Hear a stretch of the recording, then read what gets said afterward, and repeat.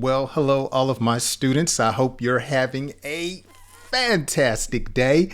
My name is Jay, and welcome to another English lesson here on the channel.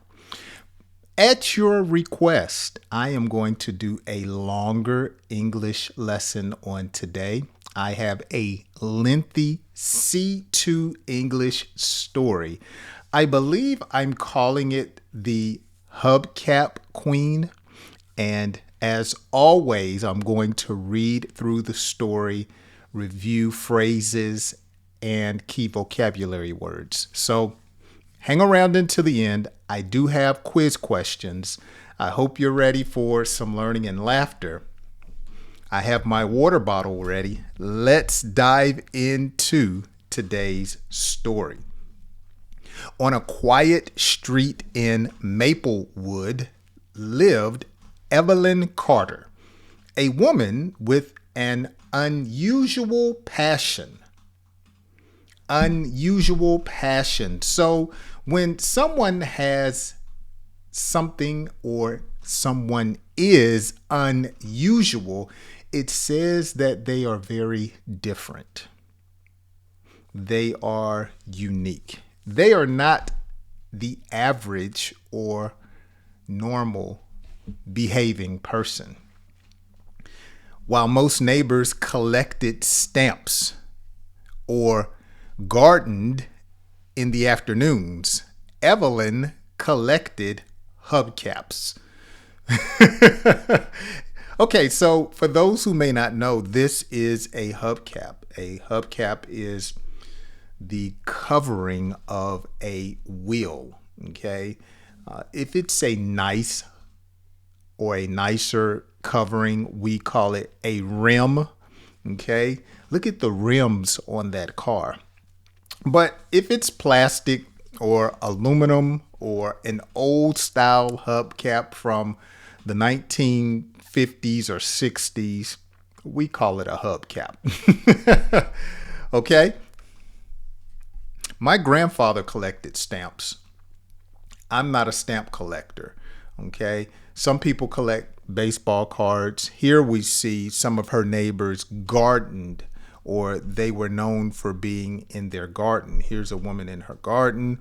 Gardens require a lot of upkeep, and that is why my wife Tiffany, she refuses to have her own garden. Even though we like fresh fruit and vegetables, we go to the market. I would like to have a garden, but it takes too much time. My grandfather had a garden. It had cantaloupe, zucchini, squash, okra. Oh, he had a wonderful garden. My father has a garden, but it stops there because I will not have a garden. Not one or two, but hundreds. Her small brick house soon became a fortress of gleaming chrome and scratched aluminum. Gleaming chrome.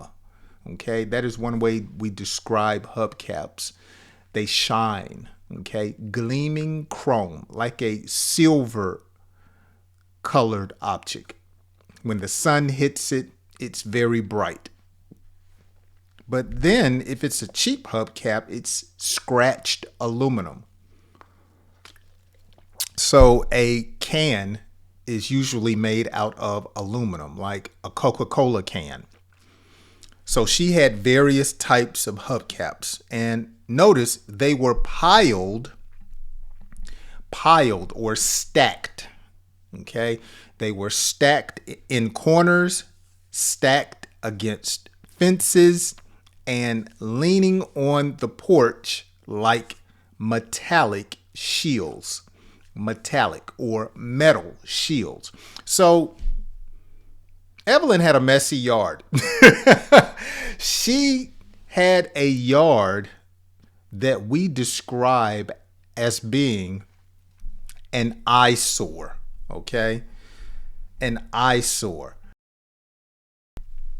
I remember when I was a teenager, my mother would teach me, she would tell me to always make sure that your property looked good from the street. If someone were to drive by and look at your property, you don't want it to be messy or an eyesore. You want to have, as we call it, curb appeal. Your grass is cut, the bushes look nice, trash is picked up. You don't have hubcaps everywhere. You don't have toys in the yard, broken down cars with oil stains in the driveway. Okay, you want to have curb appeal. Okay, and Evelyn's house did not have curb appeal. At first, people tolerated it. So, in other words, people came to expect this behavior from Evelyn. Okay, they tried to ignore it. They tolerated it. A few even offered her hubcaps found along the roadside, treating it as an eccentric hobby. So, excuse me, some of her neighbors, she became known as a collector of hubcaps. So when her neighbors came across hubcaps in the street or wherever they were, they would take them and they would offer them to her. Okay. It was an eccentric or a different or specialized hobby that she had, and she became popular amongst her neighbors. But as the months went by, the mountain of shiny disc grew taller, and complaints began to surface. Complaints began to surface. So more and more people began to say, Evelyn needs to clean her house. Oh, it's getting messy over there. I bet she got roaches. You know, when you hoard different things, it brings different critters. It brings different types of pests. I hate to say it, but my neighbor, he's a clean neighbor, but because he's a little bit older, he can't keep things entirely clean. And so he has roaches. And I have even noticed when I go over there, I've noticed a roach near my house now because I believe they get on my clothes or the eggs get on my clothes and then I see them over here. I could be wrong. But that is what usually happens when people have a messy yard or they're not that clean. Okay, let's find out what happened. Her closest neighbor, Martin Doyle, was the loudest critic. Loudest critic. In other words, a critic is someone who always complains, someone who always critiques your behavior. Evelyn, you need to get these hubcaps up. Okay, that's a critic. Evelyn, you're making the neighborhood look trashy. Okay, you're making it look like the ghetto, as we used to say. Martin was a retired teacher. Retired teacher. So someone who is retired, they have worked in their career for 20 to 30 years, usually 30 years, and then they stop working. And because they have worked for so many decades, they continue to receive a stipend or a payment from their job that they worked. And so they no longer have to work if they do not choose to. So Martin was retired. So that means he was at home all the time. And I'm pretty sure every time he looked out the window, he saw those shiny hubcaps glaring into his eyes. Martin was a retired teacher who valued, notice, neat lawns and orderly streets. To him, Evelyn's yard looked chaotic, and ruined the neighborhood's image. It's unsightly. In other words, he was saying, girl, your yard looks horrible. Clean it up, please. Pick up these hubcaps, burn them, haul them off, do something, but it's an unseemly sight. It's not something we want to look at every day. It's unsightly, he declared at every community meeting. It's a hazard and a disgrace, a monument to clutter. Okay? So we say in this country, or we have a phrase that we say, the squeaky wheel gets the oil. Okay? So Martin always complained he was like a squeaky wheel. And when something constantly annoys you and you voice your thoughts and opinions about it, people usually do something about it, okay? Let's find out what happens. Evelyn would simply smile and shrug. So she would just...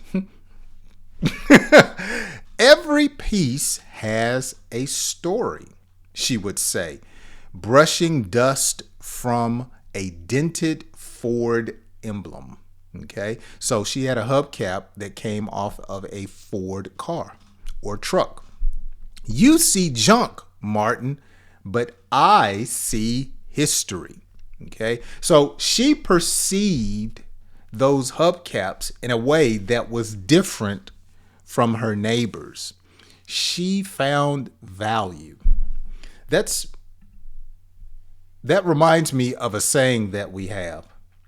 One person's junk is another person's treasure. So Martin saw junk. She saw value. Okay? Watch what happens.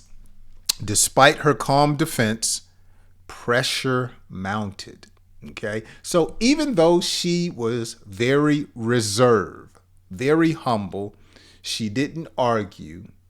She began to feel pressure from her neighbors to clean up her property. Neighbors filed complaints and city inspectors knocked on her door. Here in the United States, most citizens don't keep their properties, or a lot of citizens, shall I say, don't keep their property clean. And so we have city inspectors that come around and they will give you a notice to clean your property or you will face fines. And if you don't cut your lawn, pick up trash, not only can you be fined, but the city can actually put a lien on your property until you bring your property up to code. Okay. I have heard that there are some countries like Japan that they actually have citizens that take pride in keeping their communities clean. Here in the United States, you can just throw your trash anywhere you want. It may or may not get picked up. I don't like that. If you're grown, you should know how to keep the things that you have clean. You should appreciate what you have. There's one yard that I service. You guys know that I cut people's grass, and there's a woman and she has 3 grown men staying there, her sons and maybe a boyfriend. So that makes 4. They don't keep the yard clean. They throw trash in the yard and then they expect me to come and pick up after them. Oh no, I cut the yard. I make it look nice and then I leave and I'm like, I am not picking up your trash. I'll pick it up sometimes, but I mean, they have beer bottles. They have broken toys. They have a basketball goal laying in the yard that's been laying there for over a year. They won't move it. They won't pick it up. I'm telling you, I don't know why some people do not keep their stuff clean. It's an unsightly scene. I'm just like Martin, I guess. Okay. Neighbors filed complaints and city inspectors knocked on her door. Evelyn realized she had reached a breaking point, so she had to change. But rather than surrender in shame, she turned her frustration into strategy. So, in other words, Evelyn had a plan. She decided to do something instead of just what a normal person would do, throw everything away. Watch what happens. Late one night, she cataloged, okay, her collection. In other words, she organized them. So maybe she got all the hubcaps by Ford in one place, all of the hubcaps that went on a Nissan or a Honda. She cataloged them, okay, into specific categories. Maybe she got all of the 1950s in one area, 1960s in another area. Each hubcap was photographed under the harsh light of her kitchen lamp. She listed them one by one on a website she had barely used before, eBay. At first, she expected to earn a few dollars, maybe enough for coffee or groceries. What she didn't expect was the explosion of interest. Bidders from across the country fought over rare caps from Chevrolets, Buicks, and vintage Cadillacs. So something that is vintage is old and considered a classic. Very, very valuable, okay? Car enthusiast. So an enthusiast is someone who is excited or enthusiastic about a particular item. Car enthusiast saw her collection not as garbage, but as treasure. Prices soared. She began to make some money. A cap she had once found half buried in mud sold for $300. Another, dented and faded, fetched nearly $1,000 because it belonged to a rare European model. Wow. So when something is dented, it's not straight, okay? So there can be a dent in the car and it has not necessarily a hole, but it's not straight. When something is faded, it loses its color. So if my shirt were faded, it would be the regular color here, and then maybe it would be lighter right here, okay? A faded particular piece of clothing, or in this case, a hubcap. I like this stuff. It's honey. Helps my throat. Within 6 months, Evelyn's once cluttered house had emptied. Wow, she sold them all in 6 months. The hubcaps were shipped in carefully packed boxes, and her bank account ballooned. Ballooned. So in other words, her bank account got bigger. Just like a balloon, when you blow air into it, it increases in size.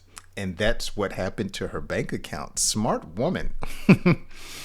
News outlets caught wind of her story, dubbing her or calling her the Hubcap Queen. Interviews followed, so people wanted to talk to her and find out about her story and her journey.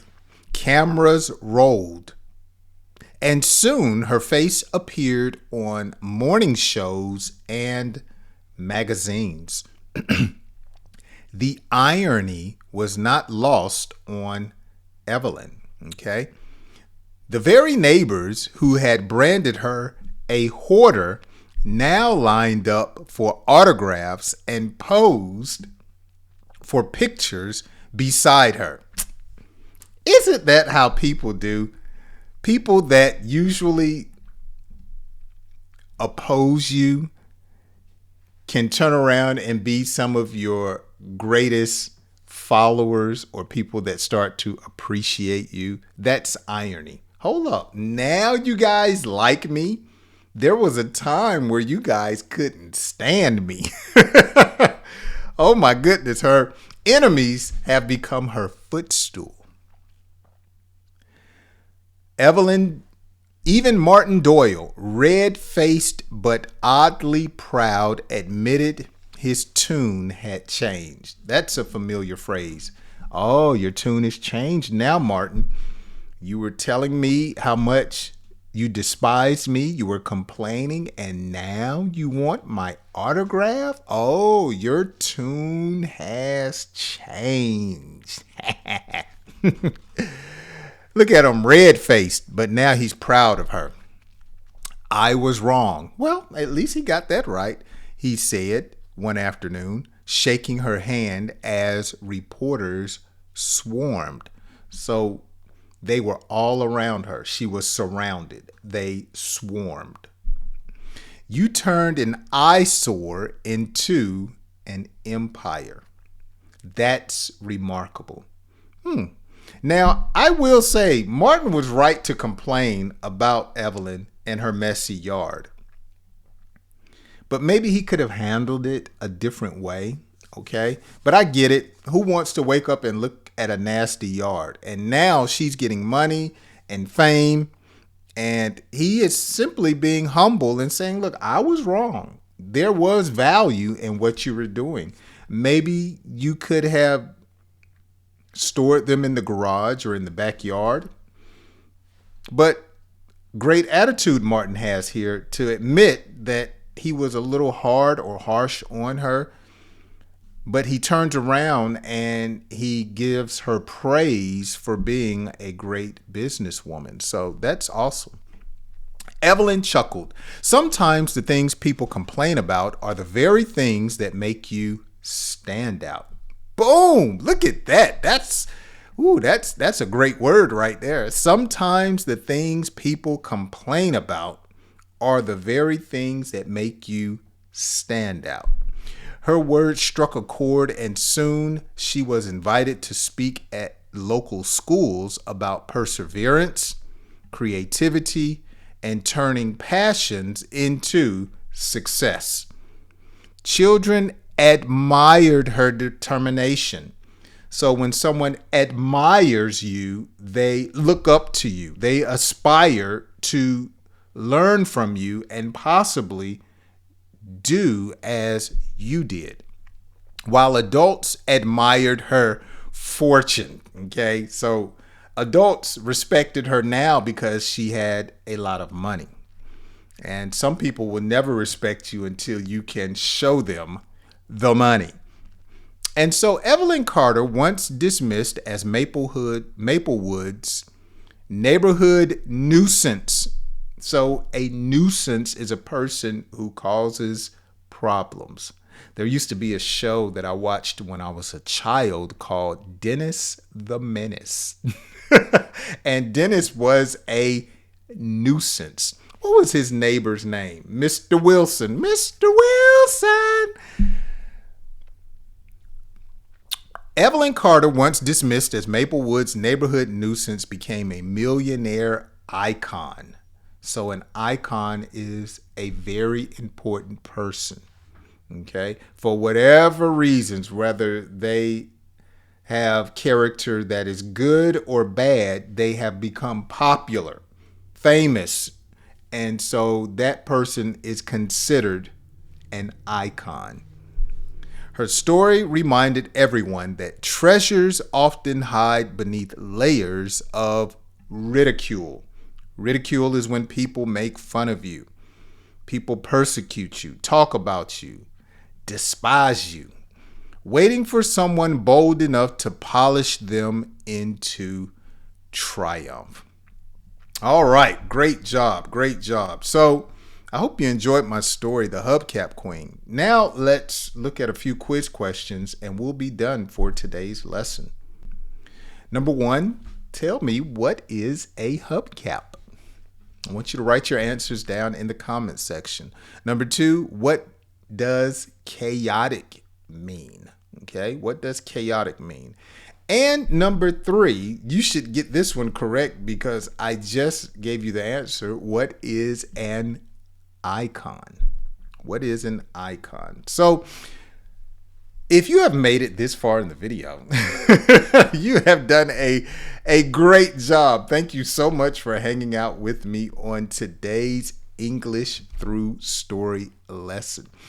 Be sure to let me know where you're watching from. Are you a new subscriber? Are you a subscriber that's been with me for some time? If you have, let me know. Hey, Jay, I've been watching you for 6 months. I've been watching you for 3 weeks. Let me know. And as I always say, if today's English lesson has been a help to you, be sure to share the link with a friend. I know it will help improve their English comprehension, vocabulary, and fluency. And by the way, I hope you have a wonderful day and join me on my next English lesson. I'll see you then.